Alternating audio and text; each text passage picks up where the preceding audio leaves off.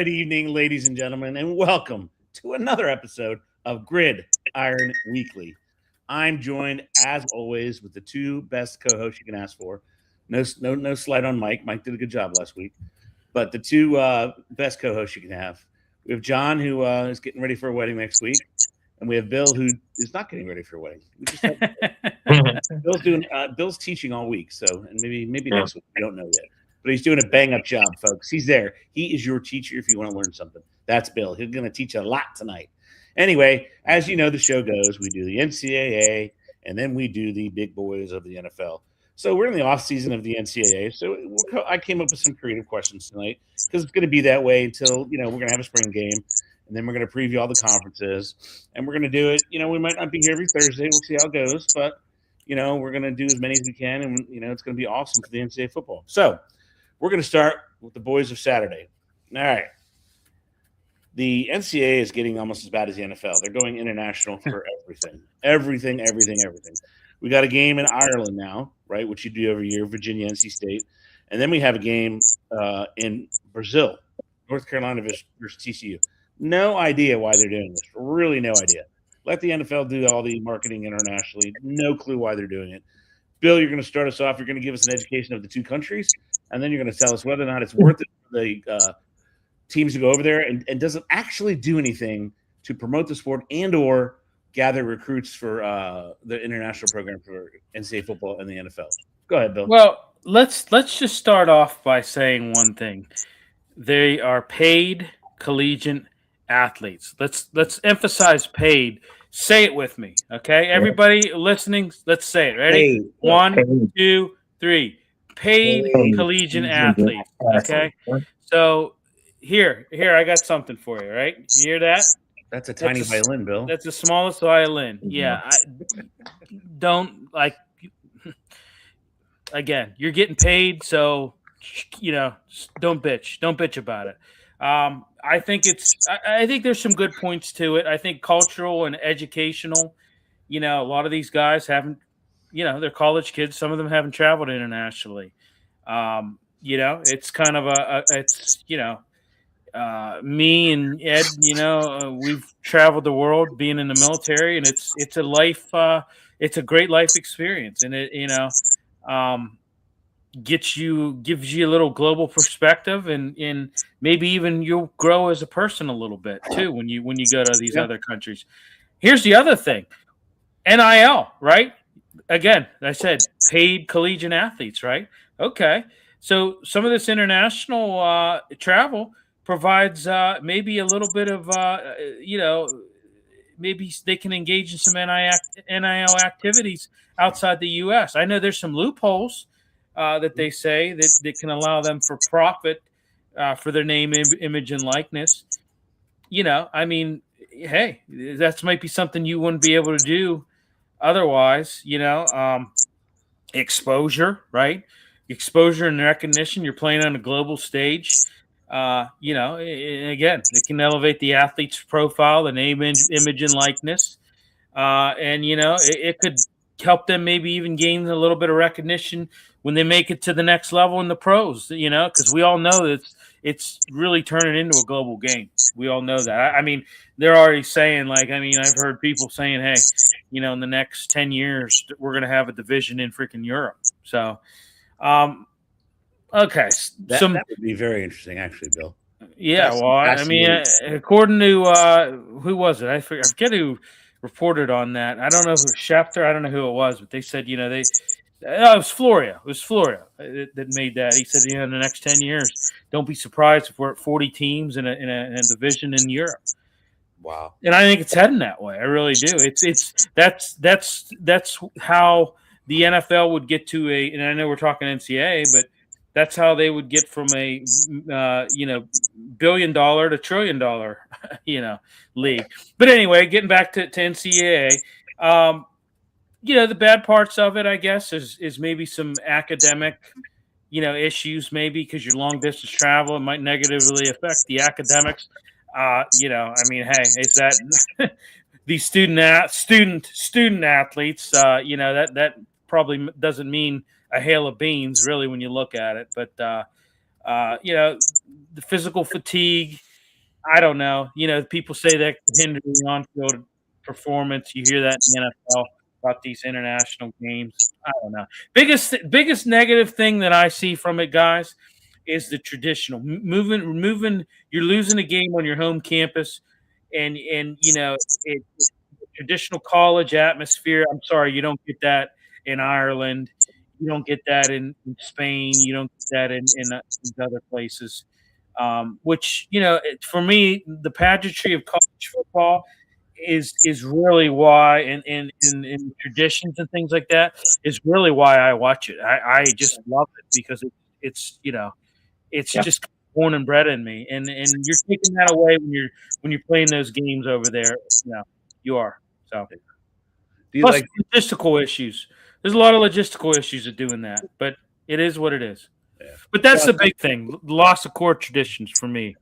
I Okay, John, jump in there real quick. I agree with that. The tradition thing is what I love about college football mostly, and it's like guys like us are kind of fighting to hold on to it as it's being torn away more and more and more, because it is. But the more these guys get paid, the more things go. It's not going to be the same game that I love. So you can see it going away.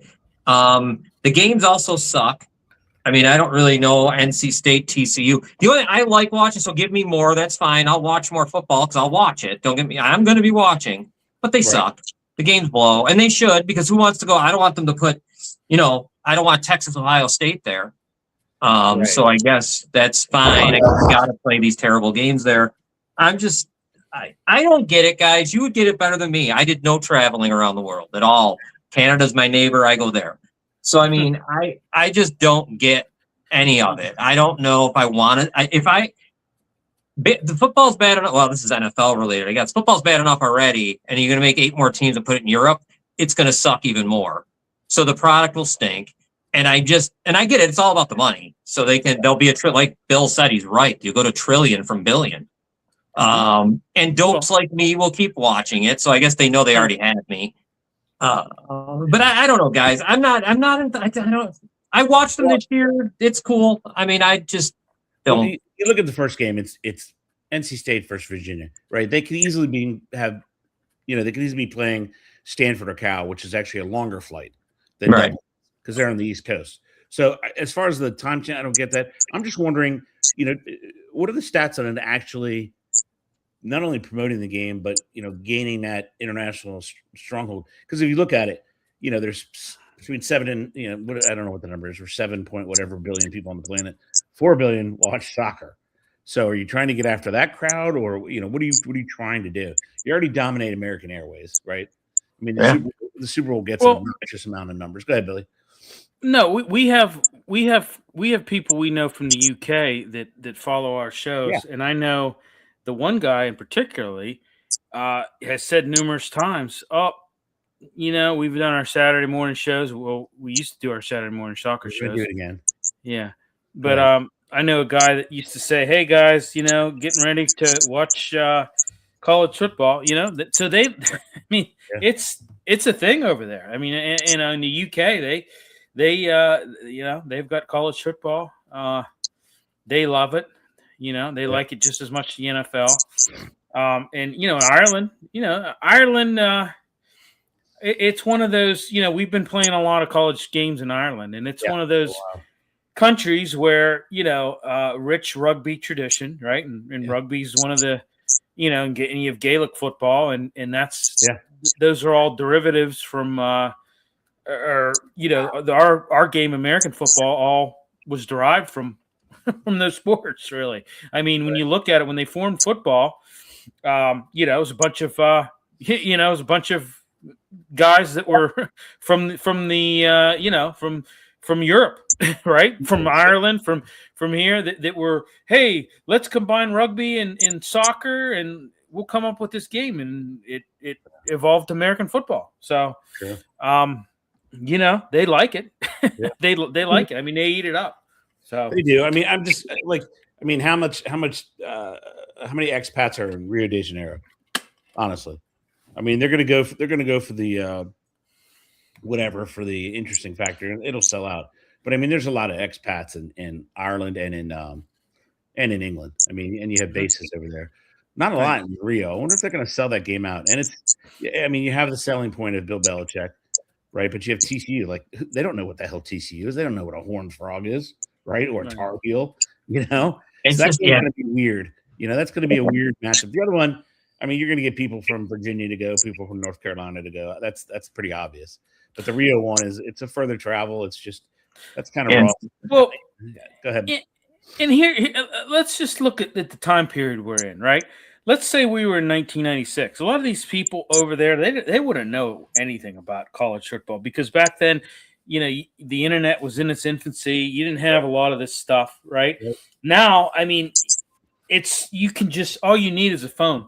I mean, you can watch anything. I mean, it's so we have a world. Doesn't matter where you live in the world. It's easily accessible. True. Within seconds. So these people see college football. They see all the pageantry. They see, you know, they see Bebo running out on the field, you know, in a Texas game, and they're like, "Wow, this is awesome." You know, this is just, and they read up on about it, and it's just they eat it up. Right. I mean, it's going to be that one for me is going to be interesting. I think they're always going to sell them out because there's only one of them. Yeah. It's like an oddity thing. All right, we're going to move on. John, this question is going to start with you. So we look at the SEC, right?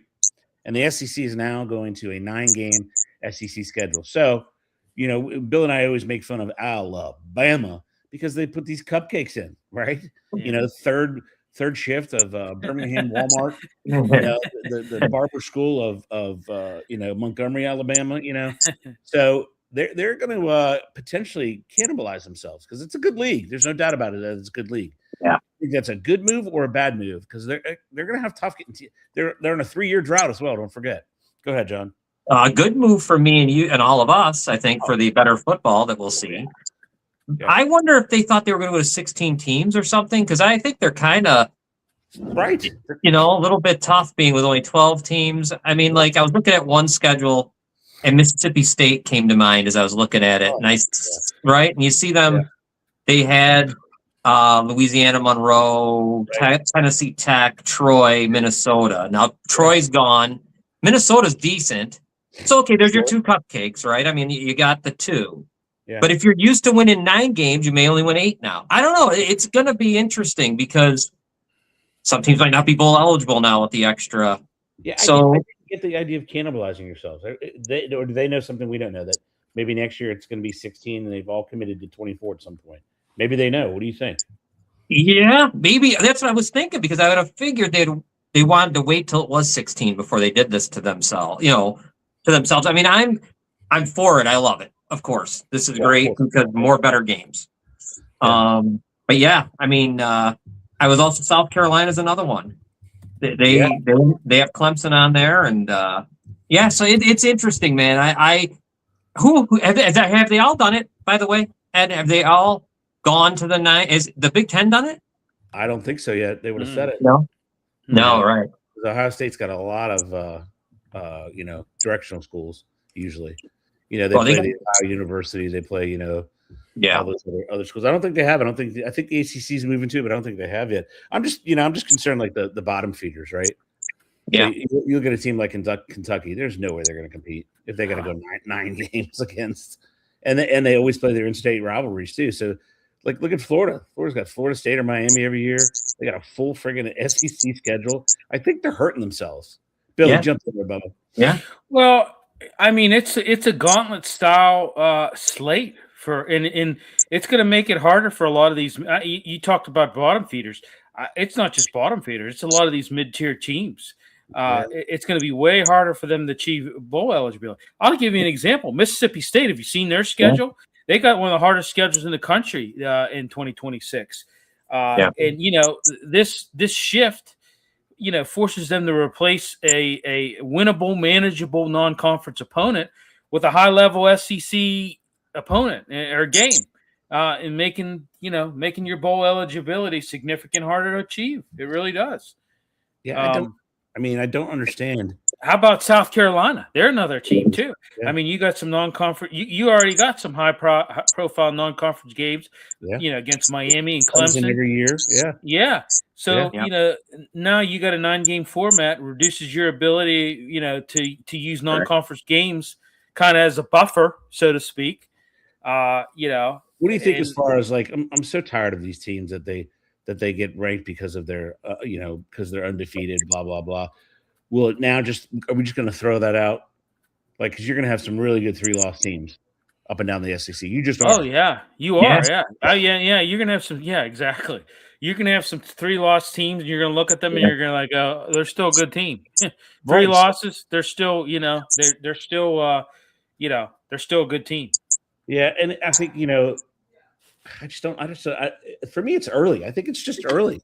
Yeah. Right. Yeah. You have a confirmation of 16, like John was talking about.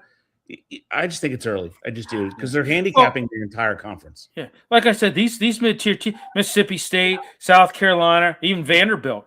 It's going to be tough for them. It's going to be tough for them. Billy, last week I was going through. We talked about it a little bit with Mike and John last week about the transfer portal. I'll tell you what, freaking Alabama is. They lost a whole ton of players. Yeah, John, you were right. They got kind of mauled. I mean, they got mauled a little bit. Yeah. I mean, they probably lost 10 players. They're going to have trouble with that schedule. They're not. If it was a car, it's up on blocks right now, and the doors are missing, and right. Hoping it's not going to be stolen. Yeah, I mean, it's being stripped right now. It's if it was a car, they're going to have trouble. It's at the chop shop. Right. And I think Georgia plays Georgia Tech every year. They're competitive. I think all those teams that have those natural in-state rivalries, they're in trouble, right? Because you're playing this 9 times. I look at Kentucky. Louisville's a good program, right? And then 10 of their games are rough, And I you're right. Look at Florida. You're right. How about Arkansas? Arkansas. Yeah. That's another. They consistently having one of the toughest. They always play a high volume of top 25 teams. Yeah. Now you're adding insult to injury with this. Yeah. This is just It's more of an argument, I think, because they're one of the biggest conferences in the country. I think it's more of an argument to go to 16 because they've already committed. Yeah. Right? The SECs are all in. Now they're going to make fun of the other conferences until they do the same thing, right? I mean, the idea that some of the Big Ten players don't play each other is ludicrous, right? The idea that teams in the ACC don't play each other. I mean, I think if this is the first domino to fall and it goes that way, then there's going to be tons and tons of 2 and 3 loss teams that are going to make it. And I agree with you too. You said Kentucky. It's going to be tough for them. I mean, it's going to be tough for them. I mean, they already have the intense rivalry with Louisville. Right. And I mean, and now, now you got unavoidable conference games that are going to be, it's going to be crazy. Yeah. All right, Billy, hang in there because you're up next, man. Okay, so we have a rebuild of a conference, right? The Pac-12 is back. Actually, it never left us. It just turned out to be 2 teams last year. Pac-12, they added a bunch of teams. Billy, your first question. What do you think of the teams there? What do you think of the overall conference? Will they again be a Power 5? What do you think this does for overall sports in NCAA? But frankly, we're just talking about football. So, Billy, you hit us first. I don't think it's not going to be a power. It's not going to be a power conference. Really? I don't think so. I mean, I don't think so. I mean, come on. Yeah. You've got Boise State, San Diego State, Colorado State, Utah State, Fresno State. Oregon State. State. They got a lot of state schools, Billy. It's almost kind of like the Big Ten. I don't know. No, I'm just playing. I don't know. I mean, I don't know. It could be. I mean, you're asking, is it a top 5 or what? Yeah, if it's going to be a top 5 conference. I mean, because you have your 4 already. You have Big 12, ACC, SEC, and Big 10. Right. Will they be up there again? Because they were a Power 5 before the teams left for the ACC. No. I don't. I mean, I look at it like this. I look at it structurally and financially. You're not. It's just not a. I don't know that it's your typical top 5 league. Go ahead, John. It's going to be fun. I'll enjoy watching these games. Yeah. This is going to be a great conference for late night TV for us. Yeah. I'm looking at it. I mean, I'm going to love this. This is going to be good. It's going to be a good conference. I mean, you really think they're going to match Big Ten and SEC? Big 12, ACC. Do you really think that? I don't. No, they're going to be a tier below. They're going to be that, You're right. Exactly. tier below, I think. Yeah. For sure. It's interesting to me because, like you, John, kind of reminds me of the Fun Belt. Yeah. Right. Games like that. But you're right, man. Those late night West Coast games, Love 50-48. I mean, Boise State gets itself in a better conference. I think it does a lot for the sport, But and the other question I have is: it eventually just going to go to the big conferences? Or are we just going to have 20-team Big Ten, 22-team SEC? They should. I will. Go ahead, Bill. Go ahead. Go jump in there, Willie. No, I was just going to say, kind of a little off topic. They had to pull some teams out of the ACC, that shouldn't be there. Yeah. Like Cal. Yeah, some Cal in there. Yeah. Yeah. Yeah, I don't know if they could get away with doing that though. Well, Stanford, right? Stanford, it's ridiculous. Yeah, it's ridiculous. You're right. Being in there would add a way more legitimacy. Exactly. That's my point. Why, Cal in the Atlantic Coastal Conference? Come on. I mean, it's so stupid. That'd be that's just dumb. Quite frankly, Maryland in the Big Ten going to USC, to go to LA, I mean, that's a little bit stupid. Goofy. Yeah. I would have tried to recruit, but it's a young rebuild, so I don't know if they have enough in the conference coffers. Did you see? Right. Did you see what the SEC doled out to its colleges? $1 billion a school they gave them for sports, profit wise. That's ridiculous. Wow. Yeah. I mean, $1 billion to each friggin' school. I mean, that just tells you how popular it is. Yeah. All the sports. It's crazy. All right. John, next topic. We kind of talked about this, the whole NCAA football. Is there a 12-team fatigue? And for God's sakes, look at the championship now in NCAA. The 25th of January. Are you freaking kidding me? I mean, come on. The 25th of January is now the NCAA championship game. I mean, they're getting unbelievable. It's like almost a year-round sport, right?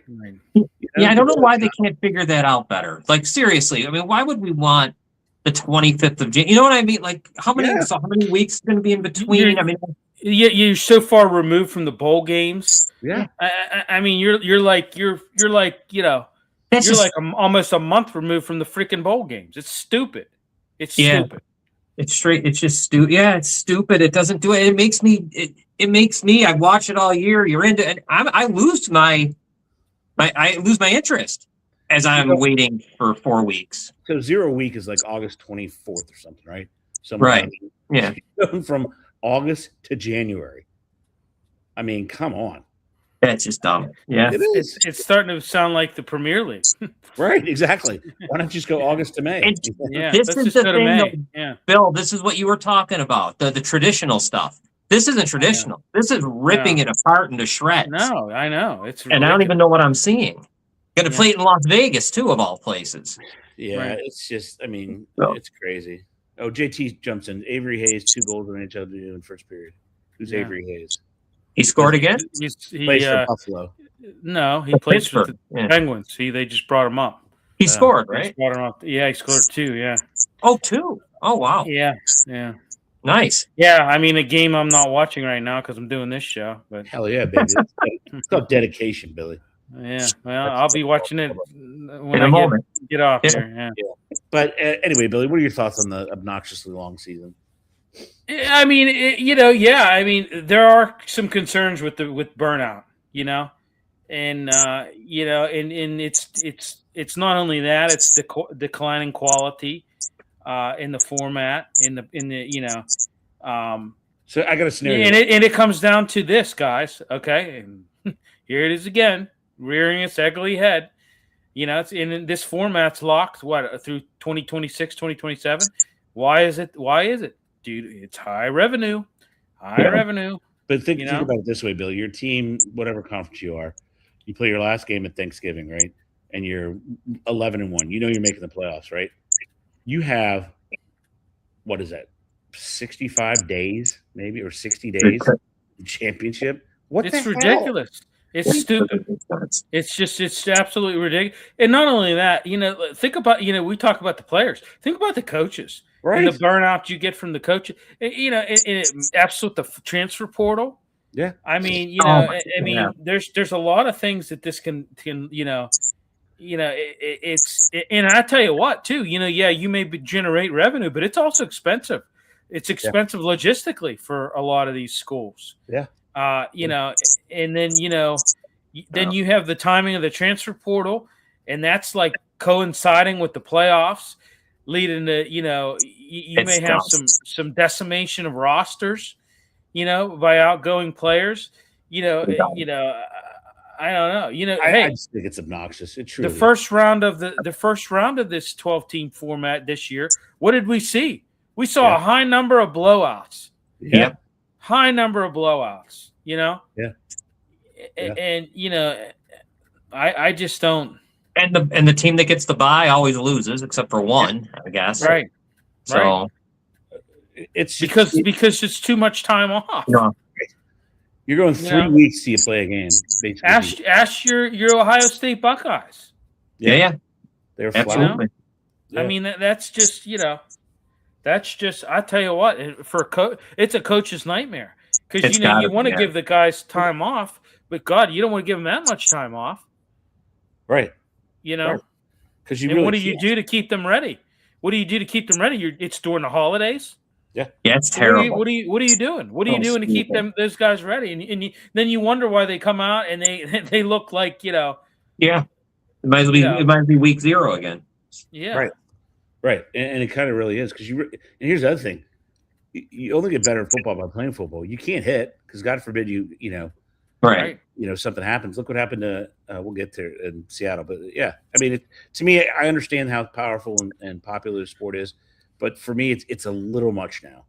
It's too much. Yeah. What are you trying to make it? To February now? Yeah, I mean yeah. I mean the week in between the Super Bowl is too much. You're gonna do the championship on Saturday and the Super Bowl on Sunday. That's what they're aiming toward. Yeah. I mean, you're only a few weeks away. But they'll push it to the darn federal holiday weekend with President's Day. That's what the NFL wants. They want that day, that federal holiday, the next day, because they'll get more people to attend. They'll get more people to watch. I mean, you're just going to get more. But for me, it's too much. I don't know. I think you need to back off a little bit because all it does with NCAA football, in my opinion, it takes away what you guys are all talking about. It takes away the genuine atmosphere, but it also takes away the amateurism. Right? You're just like Bill said, paid and get everybody to say it. I mean, not only that, but when I, years ago, my me being a fan my fandom would shift from football to hockey in January, or college basketball. Absolutely. And now you're like, well, do I watch, this good game of hockey, NHL, or do I watch this college basketball game, or do I watch this college football playoff? It's too much. It's too much. That NCAA football final for what happened, and then 3.5 weeks later they're heading to Florida for spring training. I mean, come on. Yeah, it's dumb. Yeah, it's way too out of control for me. All right, so we'll finish there. We'll have way more to talk about next week. We'll have great, engaging questions next week. But now it's time to talk about the big boys who do it on Sundays, Saturdays. They do it in Egypt. They do it in, Saudi Arabia probably is coming up. They're going to Australia now. They're going to France. They're going back to Brazil. You got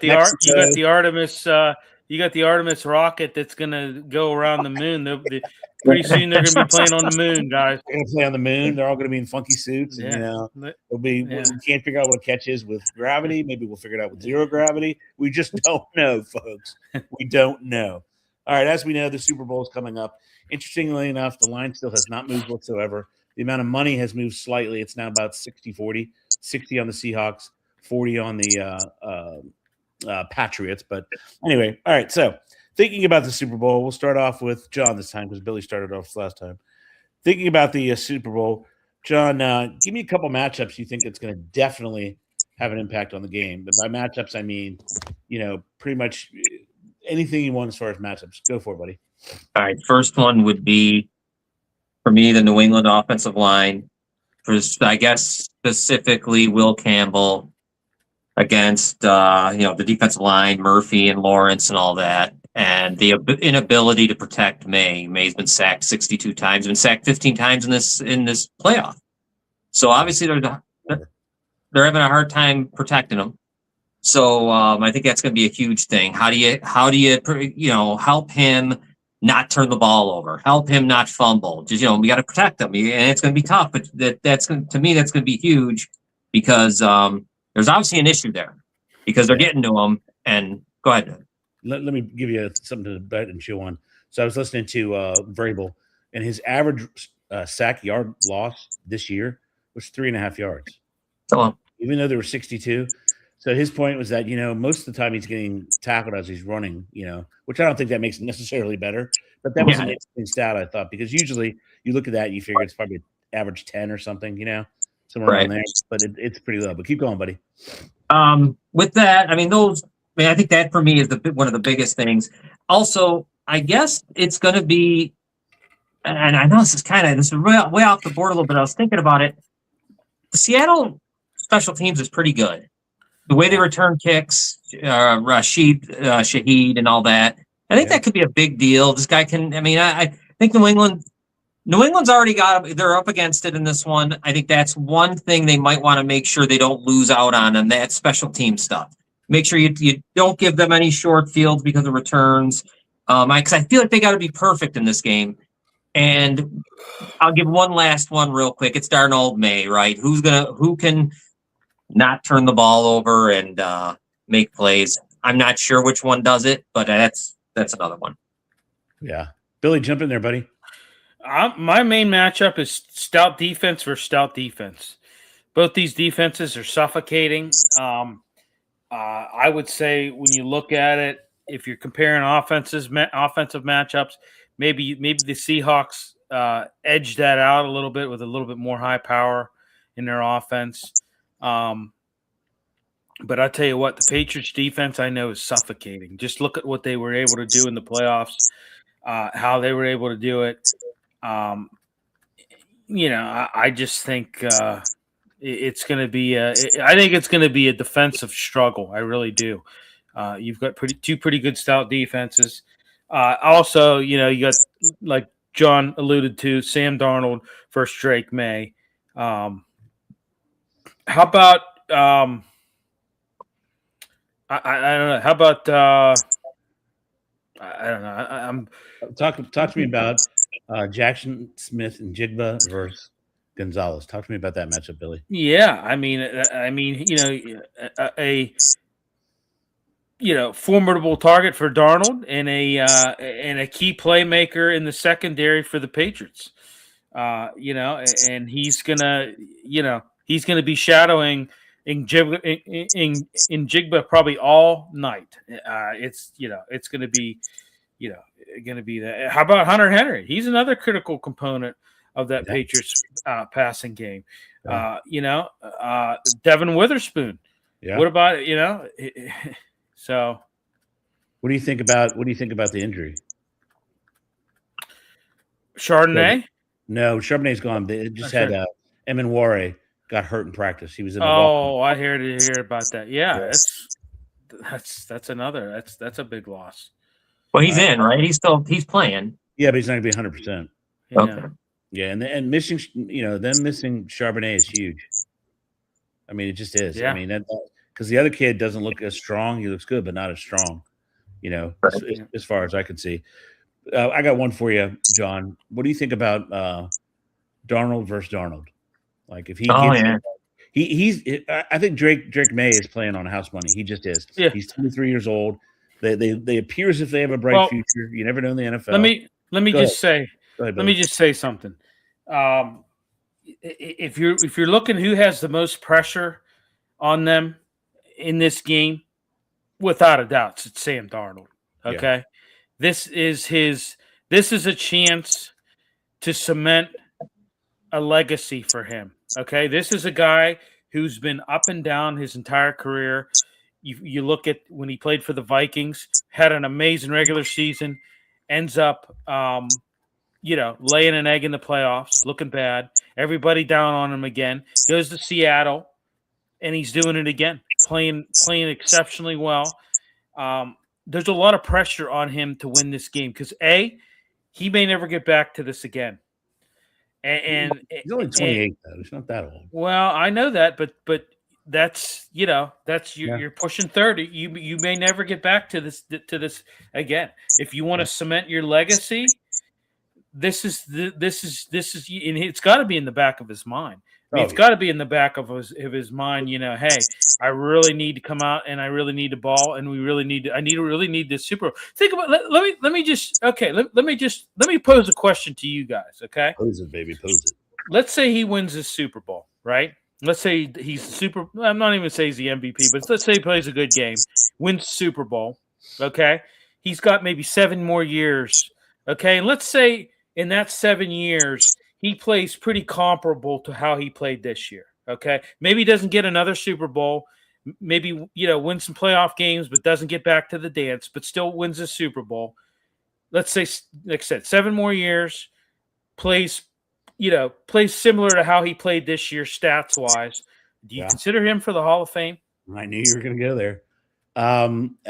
Right now, as a starter, he's 51-42. So you say 7 or 8, you give him 8 years at 10 or 11 wins a year. I mean, that adds it's like 100. Doesn't win another Super Bowl. But wins this one. Hey man, Kurt Warner's in the Pro Football Hall of Fame. Well, because the NFL Network, we know that.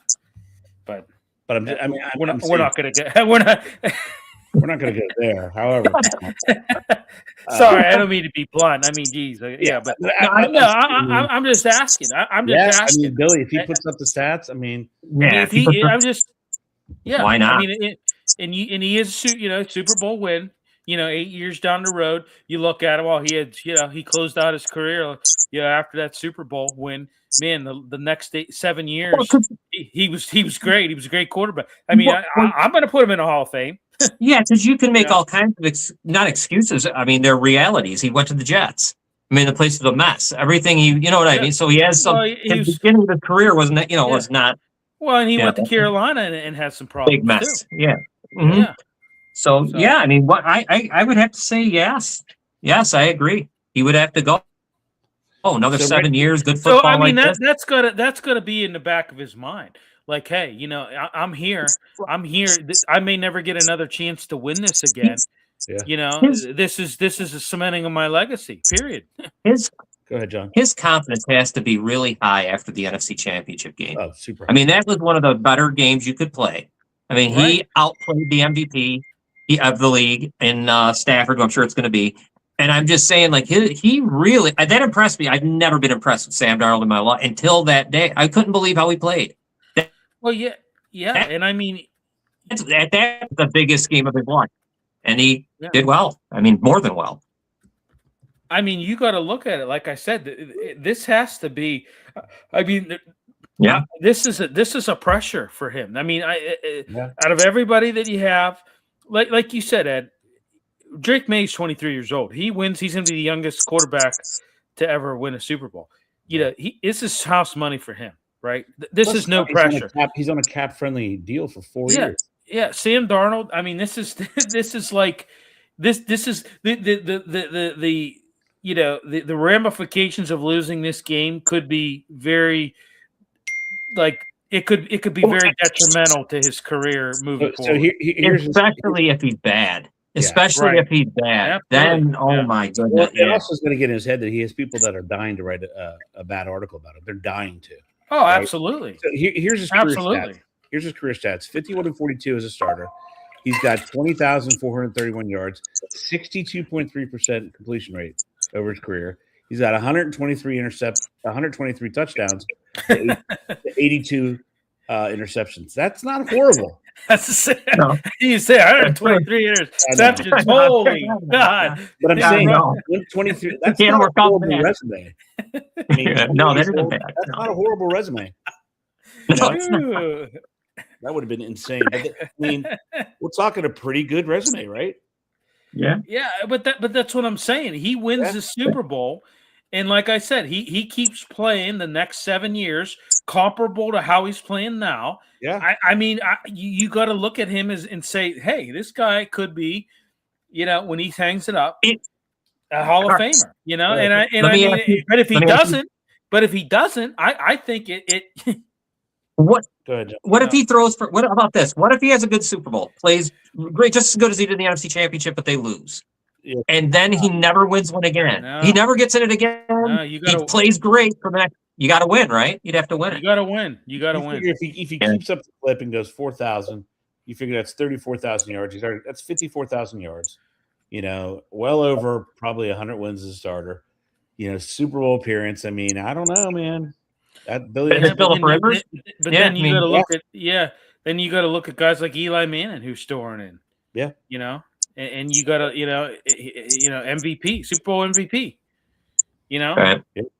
Absolutely. I mean, I'm just saying. I was thinking that today.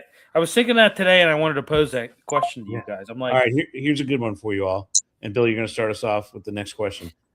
The most valuable player on each team, Billy. Billy, you worry about the Seahawks. John will take the AFC. Go ahead, Billy. The most valuable player on the Seahawks that has to perform for them to win. Well, I think Sam Darnold, number one, has to perform for them to win. I think I would also give Devin Witherspoon. I think they're looking at him. He's your top corner. Yeah, they're looking at him and saying, "Hey, you've got to find a way to limit their passing attack." Yeah. How about I would even throw in Leonard Williams. Yeah. Yeah, I'm with you, man. He's they're going to need him to be dominant as a pass rusher. But I would say Sam Darnold would be number one. The other guys that I listed would be secondary. But I'm Sam's got to play good, and he has played good. He's on big stages this year. He has played well. He's played exceptionally well. But like I said, the pressure's on him. Man, if you've ever seen somebody with pressure on them to win a Super Bowl, I mean, it's this guy. Yeah. And that is going to be fascinating. John, jump in there. So we're talking. You want me to do the Patriots, right? Yeah. I'm going to stick on as a group that offensive line because I do think they're going to have to run the ball. I do think they might want to try to get Trey Henderson to have some explosive plays on running the ball. Because to tell you the truth, there's nothing on New England that scares you offensively at all. There's not much for Drake May, really. I mean, Diggs is what he is. I don't know what he's going to do. Yeah, Hunter Henry, even, John? Well, not bad, but I don't think he breaks the game. But he could certainly keep a drive going, right? Like he could be one of those guys that gets you a nice 3rd and 6. Yeah. But I don't see him being, for my opinion, I just don't see him being like a game breaker. He's a chain mover. I will say that. Chain mover, yes, absolutely. Yeah. I want to see the line help them run the ball and control the game because you got it's going to be a tough task against Seattle. Yeah. I think the offensive line, man, I think that's huge they need to control the ball a little bit. They got to, it's going to be a defensive game. Like you're saying, Bill, I think you want to be able to run the ball. Whoever can run the ball will win, I guess. See, and I think the Patriots have a better running game. They have Ramondre Stevens and Henderson. That's better than Walker and nobody. Yeah, because of this. No, Seattle doesn't average very well. It's like 2.6 yards per rush. They don't do that really good. So I mean, they have some nice play. I mean, Walker had some good games, but you know what I mean. They don't. That's why I'm saying I think if New England, that offensive line, which I think is not as good as you want it to be here, I think maybe you get the running game going. Don't worry about Drake May. Let Drake May just manage, do whatever you got to do. Get the running game going with, like you say, Stevenson, and I think Henderson to be the guy who breaks a big one. For me, it's the offensive line of New England. And then on the defensive side, similarly, they need to get pressure on Darnold, right? I mean, you can't let him just stand there either. So they need to pressure him, get Tim Barmore, all that. These guys they don't have to go to court, so they're good. They got some time. So they'll be fine to maybe rush the passer and get Darnold to turn it over. All right, here's a question I have for you too. Which team does enough to negate that one negative play that every team has in the Super Bowl? which team is prepared to have the resiliency and do enough that for that one play won't make a difference. Who you got, Billy? That's tough. It's That's tough a tough. to say. Yeah. That's a tough question. I mean, probably maybe the Patriots. Maybe the Patriots. I just think that, and we'll get it. I know that's your next question about, but I just think that they've got a little bit. I don't know. It's not, and it's not a knock on Mike McDonald, Right. McDonald, but I just think that they've got a lot more resiliency and just like it's woven in their culture with the Patriots just because of Mike Vrabel, and I know we'll get into that. Yeah. So. John, what do you think? I kind of agree there. I mean, Vrabel. I mean, if we're talking like someone who could just like calm everything down, it'd be him, and not Drake May. I don't think he's ready to do that. It would be Vrabel, who would be the guy that would be able to maybe more than McDonald can. I agree with Bill there. Yeah, it's a perfect segue. John, you're up. Who has the coaching advantage? And I'll just put this little tidbit in your ear. The Super Bowl, and people don't. It is two different games. Period. It is two separate games because of that long 45-minute break. Until you get back out and get warm again. God. So right. It's two separate games. Every year it is. We see it every year. You look at when they came out and they had three over Kansas City. In that break, I will not be. Not watching Bad Bunny. I will be doing other things. Yeah, I'll be doing other things like not shampooing.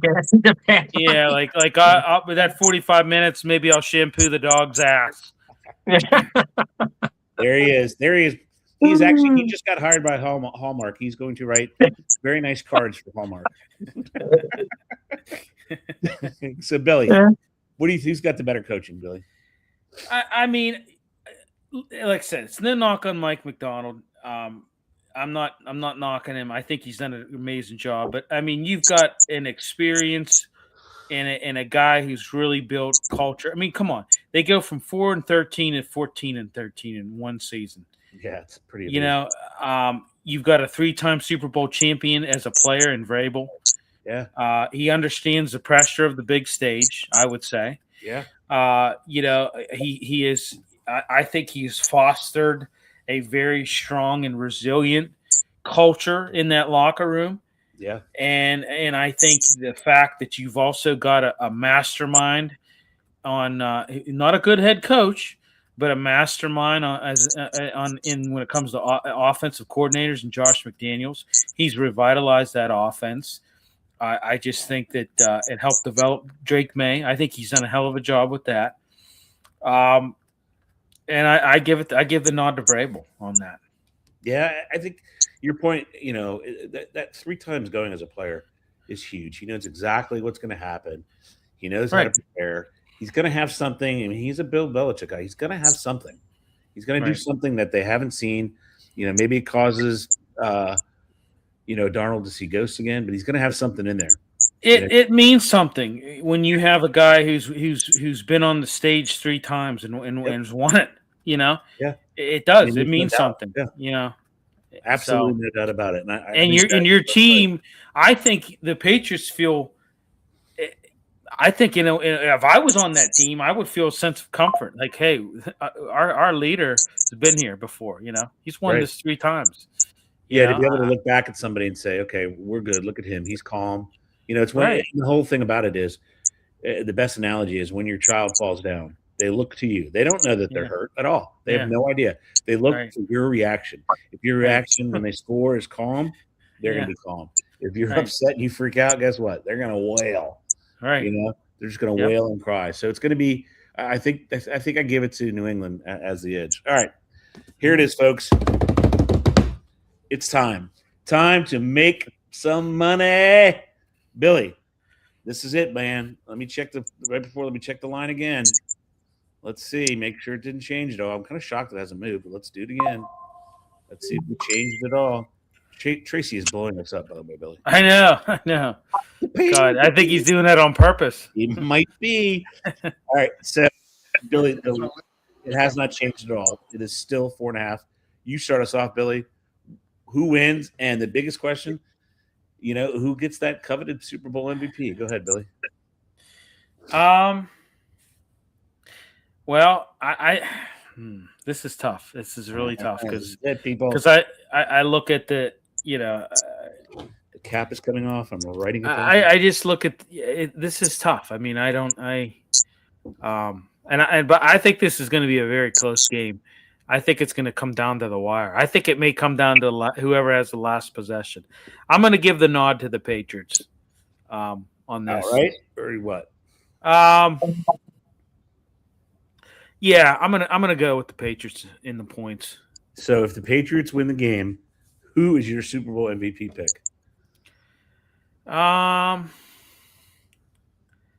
Jeez, I'm gonna give it to Drake May.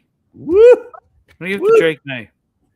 I told you guys a long time ago when he was drafted. I told you guys a long time ago. I saw something in this kid, just the way he conducted himself in playing in college. I mean, he didn't play for a.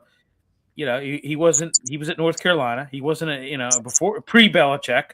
He wasn't in a powerhouse. But I just saw something in this kid that I don't know. I just really, and I remember saying, hey, I think this kid's going to be something. Look for this kid in the next couple of years to maybe be being on the big stage. I said it. I mean, I'm not patting myself on the back too hard, but I'm just. You don't want to hurt your shoulder. Yeah. But Billy picks Roque Maye and the Patriots. So, John, you're up, man. All right, I got Seattle winning 24-19. Woo! And the score will be 24-13, and late New England will score. They'll try to go for 2, and everyone will be scared because of the line, but they won't get it.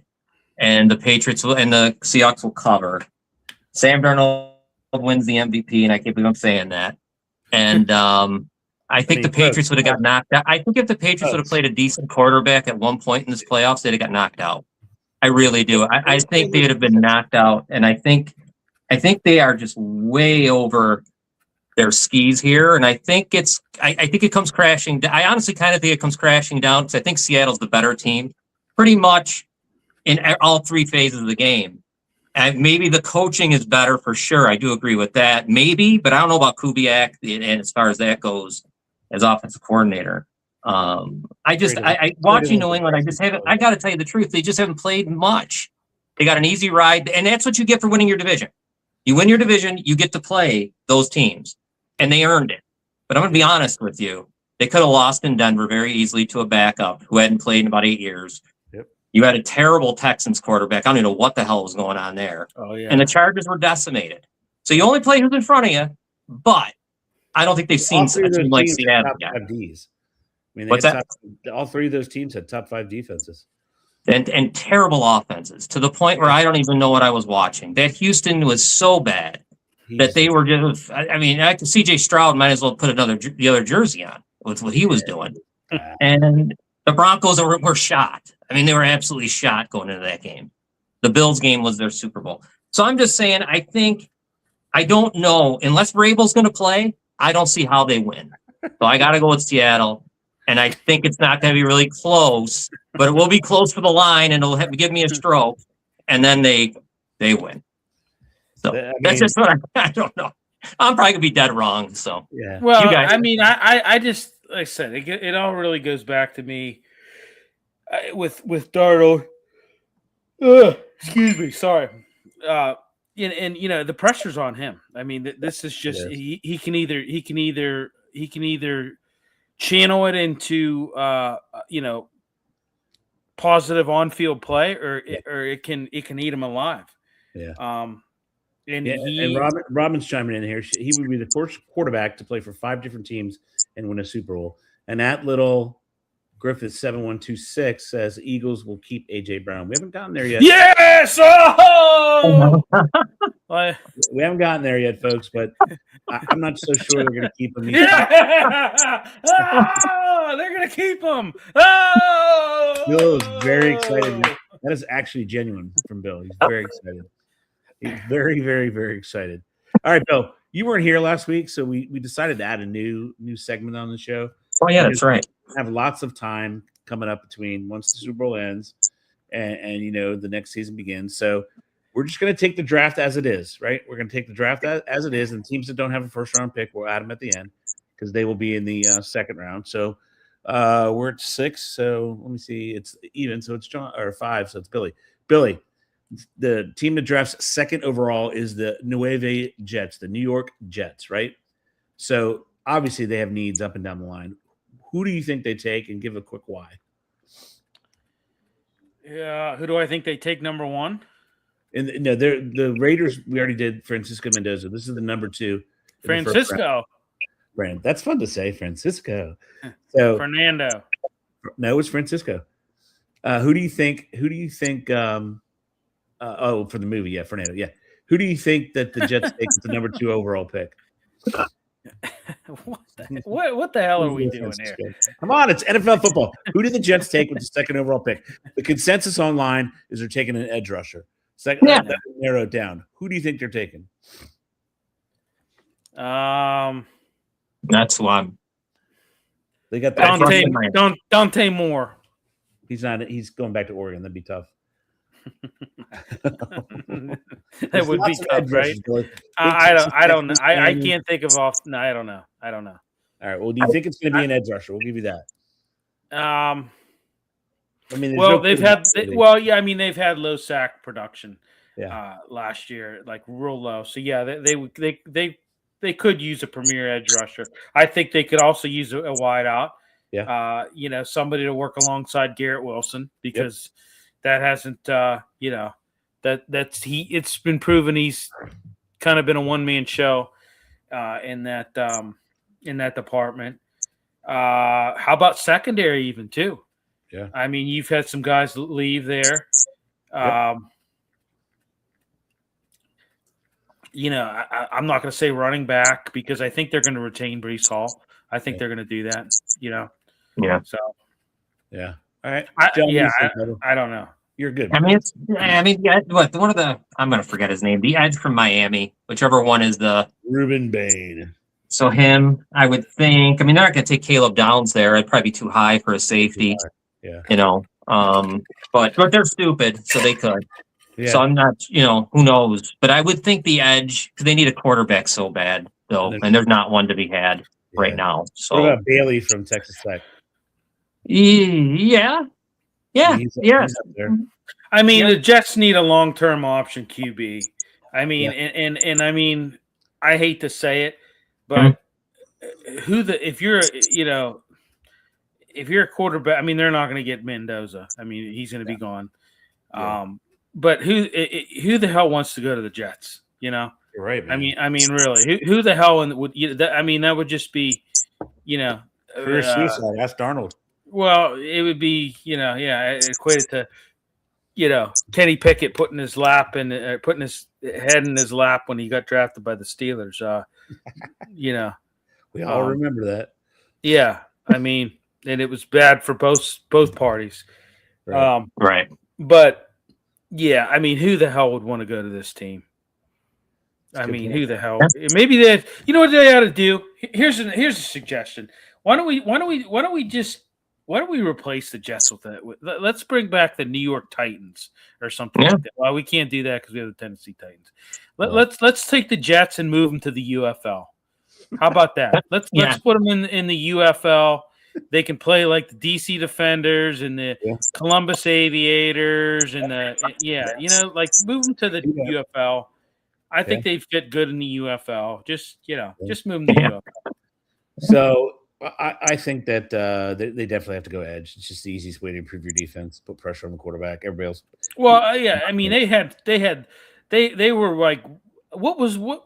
Can you bring the stat up? I know they were low in sacks last year. They were like one of the lowest teams, if not the lowest. They might have been the lowest. And no turnovers or no interceptions. First time ever that the team's gone an entire year without a turnover. You're right.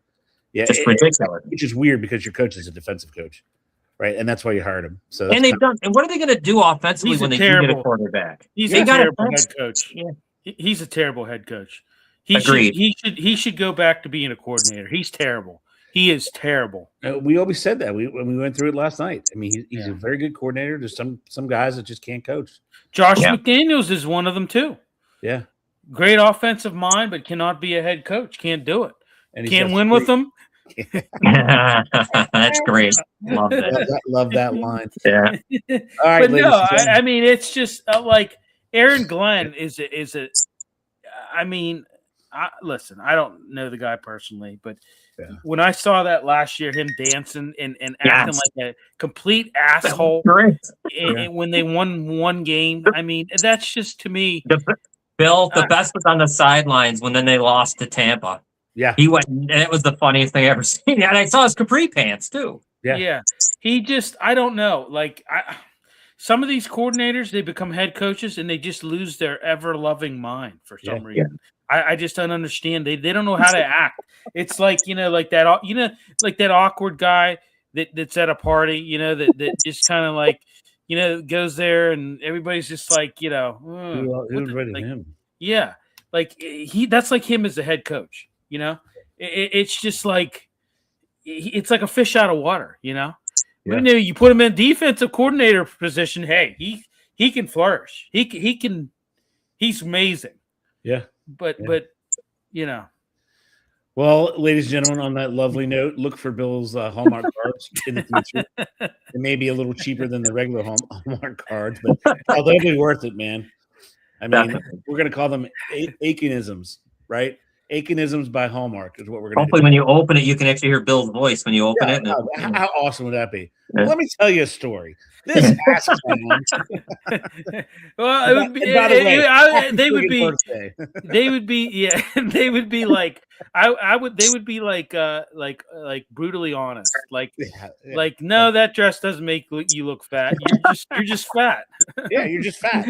We have a Bernie Kelly card. That'll be good. And oh, by the way, you're 40. Enjoy that, fatty. Yeah. Your metabolism sucks now. It sucked back then. It really sucks now. So it's only going to get worse. Happy birthday. Happy birthday. Oh, Lord. All right, folks. That's it. It was great. Join us next week. We'll have a nice review and lights out buttons.